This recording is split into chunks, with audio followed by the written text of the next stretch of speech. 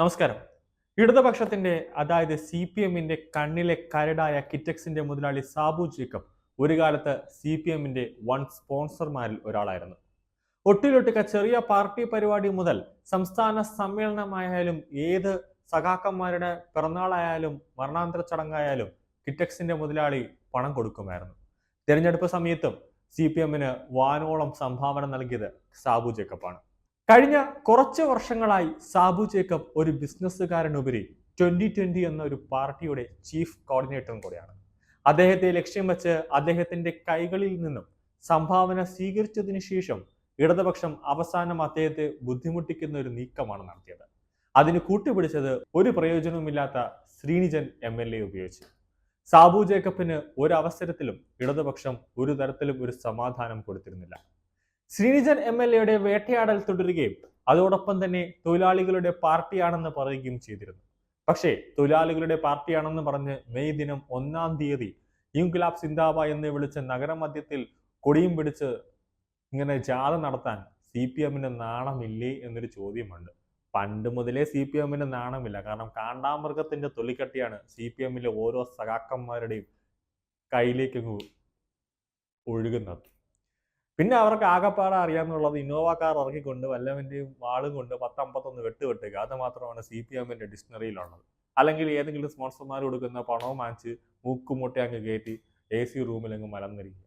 ആ സർക്കാരാണ് ഒരു കൈ നീട്ടി പണം വാങ്ങിക്കുകയും അതോടൊപ്പം മറു കൈ കൊണ്ട് കേരളത്തിന്റെ തൊഴിലാളികളെ ദ്രോഹിക്കുകയും അവരെ അവസാനം ആത്മഹത്യയിലേക്ക് വരെ എത്തിച്ചു നിർത്തിയത് പിണറായി സർക്കാർ തന്നെയാണ്. ജനങ്ങൾ കാണാത്ത ഒരു വൃത്തികെട്ട മുഖം ഇടതുപക്ഷത്തിന് അതായത് CPM-നുണ്ട്. പരസ്യമായി അവർ നമ്മളെ എതിർക്കുകയും എന്നാൽ മറുഭാഗത്തു കൂടി ഒരു ഉളുപ്പുമില്ലാതെ ഒരു നാണവുമില്ലാതെ കൈ നീട്ടി വാങ്ങി പട്ടി നക്കുന്നല്ലോ അമർന്നു. സഹായം തേടുന്നവർക്ക് നൽകുന്നത് തങ്ങളുടെ മര്യാദയാണ് എന്നാണ് കിറ്റക്സ് ബാബു പറഞ്ഞത്. സ്വാഭാവികമാണ്. അതാണ് നമ്മുടെ മലയാളികളുടെ സ്വഭാവം. അതായത് ആര് സഹായം ചോദിച്ചാലും നമ്മൾ ശത്രുക്കളാണെങ്കിൽ പോലും നമ്മൾ സഹായം ചെയ്തു കൊടുക്കും. അത് കേരളത്തിന്റെ ഒരു രീതിയാണ്. കേരളത്തിന്റെ ജനങ്ങളുടെ ഒരു രീതിയാണ്.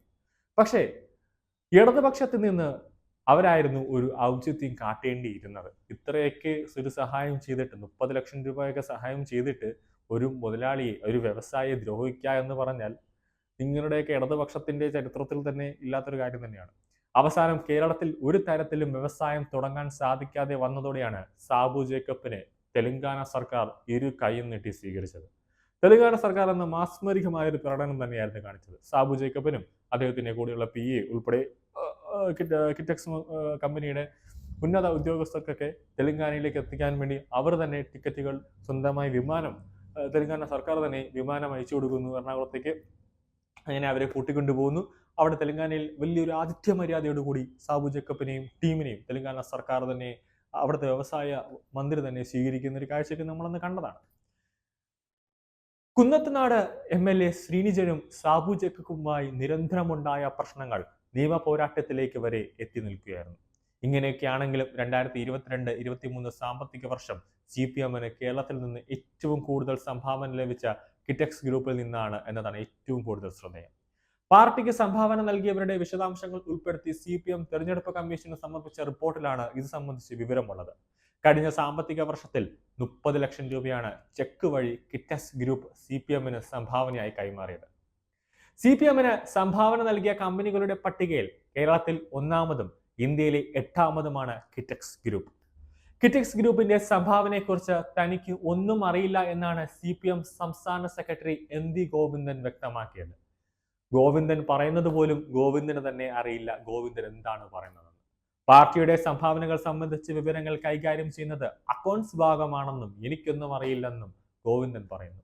കേരളത്തിൽ നിന്ന് വ്യക്തികൾ, സ്വർണ്ണ വ്യാപാരികൾ, ബിൽഡർമാർ എന്നിവരിൽ നിന്നാണ് CPM ഏറ്റവും കൂടുതൽ സംഭാവന ലഭിക്കുന്നത്. ഇവരാരും തന്നെ സംഭാവന തന്നില്ലെങ്കിൽ അവരുടെ അന്തഃപുരകളിലേക്കും അവരുടെ സ്ഥാപനങ്ങളിലേക്കും അവർ എവിടെയൊക്കെ ജോലി ചെയ്യുന്നു അവിടെയൊക്കെ ഏതൊക്കെ രീതിയിൽ അവരെ ടോർച്ചർ ചെയ്യാൻ പറ്റുമോ, ഉപദ്രവിപ്പിക്കാൻ ചെയ്യാൻ പറ്റുമോ അതെല്ലാം അവരുടെ സംസ്ഥാന സംവിധാനങ്ങൾ കൊണ്ട്, അതായത് ലേബർ ഉദ്യോഗസ്ഥരായിരുന്നാലും പോലീസിനെ കൊണ്ടായിരുന്നാലും സകലമാന സർക്കാർ സംവിധാനങ്ങൾ വെച്ചിട്ട് പരിശോധന നടത്തി ഇല്ലാത്ത പേരിൽ പിഴ അടപ്പിക്കാനും കേസെടുക്കാനും അവരെ ഏതൊക്കെ രീതിയിൽ ബുദ്ധിമുട്ടിക്കാവോ അതെല്ലാം ചെയ്യുന്നുണ്ട്. ഒരു മര്യാദ, ഒരു സഹായം ചോദിച്ചപ്പോൾ കൊടുത്തു എന്നേ ഉള്ളൂ. അതാണ് സാബു ജേക്കബ് പറഞ്ഞത്. പക്ഷേ CPM-നെ നമ്പിയാൽ അവർ ഒരു കൈ കൊണ്ട് വാങ്ങിച്ചിട്ട് മറു കൈ കൊണ്ട് ഒരു 8ന്റെ പണി അവർ തരും. കൊടുത്ത പൈസയ്ക്ക് വിലയില്ലാത്ത ഒരു പാർട്ടിയാണ് ഇടതുപക്ഷം എന്ന് പറയുന്നത്. അതിൻ്റെ പ്രശ്നങ്ങൾ അല്ലെങ്കിൽ അതിൻ്റെ ഒരു പോരായ്മകൾ തന്നെയാണ് പാർട്ടിക്കകത്തുമുള്ളത്.